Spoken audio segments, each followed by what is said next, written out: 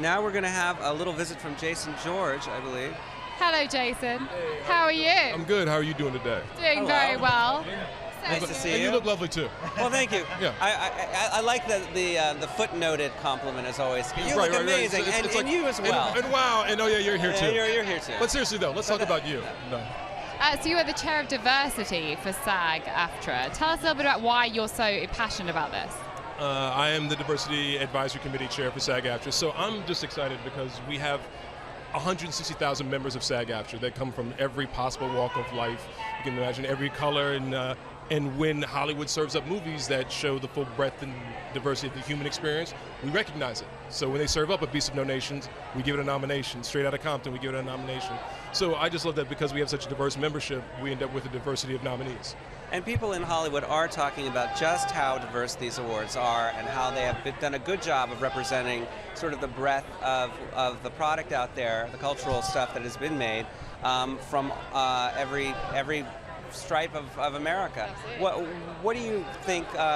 What do you hope for in the future for SAG and for Hollywood in terms of addressing these issues? What I really hope for is that it's sad that an event has to make this conversation be a national conversation. I mean, it's a conversation that this country's been having for the last couple of years about diversity, how do we live with difference, that sort of thing. Right. I want this conversation to continue forward even after award season.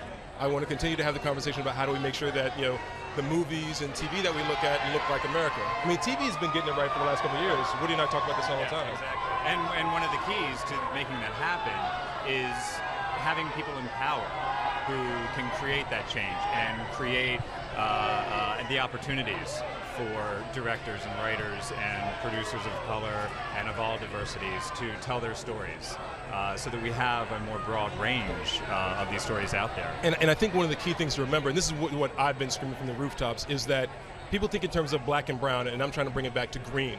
Exactly. Diversity makes money. Right. Diversity makes money. We have a million things that can occupy our attention now. That can, I can zone out on my, internets, the interwebs, for hours. But if you want me to go out to the movies, you've got to give me something that I appreciate. So that could be a $200 million big green screen movie, or maybe you spend $7, $10, $20 million on a movie that I can see myself. My wife, who's East Indian, can see herself. And so when that happens, those movies make far much more money compared to what they cost. Right. And you've been both very thoughtful about the fact that culture really can be the point of spear for this kind of change. Sometimes television can be ahead of where we are as a culture, and people can catch up to it by seeing actors in roles they haven't seen, by seeing family situations they're not accustomed to. Look, I wouldn't be the first person to say, I'm sure people far smarter than I drew the line between a black president on 24 or Morgan Freeman playing the president any number of dozen times. Or God. He's either the president or God. Basically, Morgan Freeman's in charge, right? We're all just hanging out in his world. But between that and Barack Obama becoming the first black president of the United States, I mean, and how did we get to a black president on 24? Maybe it was because everybody wanted this black man, Heathcliff Huxtable, to be their dad back in the 80s. Right.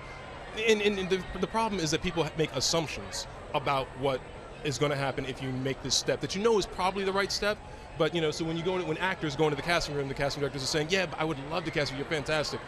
But the writer and director and the producer, and when you go to the writer and the director, they're saying, yeah, but the producers, and you go to the studio execs, and the studio execs finally say, yeah, but America or the world isn't ready to see that. And the reality is, when you put it out there, the world loves it. Absolutely. Good thought. By the way, about television being ahead of the game, I think, because it's a much more personal medium. It feels safer. It's in people's homes, and they can sort of experiment with worlds outside of their own, and in a way that maybe they wouldn't necessarily do with going to a film. So television's been getting it right, but as we have more things that can occupy our attention, we've had to pay attention to diversity to make sure you still make that money. Television's been doing that for a little bit, and I think film is going to start to realize that you can either keep pumping money into the bigger pictures, or tell smaller, more intimate stories that actually show everybody the rest of what America really looks like. I mean, but one of the things I'm proud of is that, SAG-AFTRA, we have 160,000 members, and all of the awards we give for performances, or all the awards that we give for people's their service to the acting community or their service to society in general, we give one award to producers. That one award is called the American Scene Award. And this year, Transparent won it for basically being an inclusionary show. For when you show what America really looks like, we give you the American Scene Award. But tonight is fun because with all the nominees you see, we get to give a wide swath of love to a lot of different diverse. So important as well. Gentlemen, thank you both so much. Thank you so Wonderful. much. Pleasure. Good luck with everything and have fun. Yeah, tonight's gonna be And a good night. have fun. Cool. Thank you. Take care.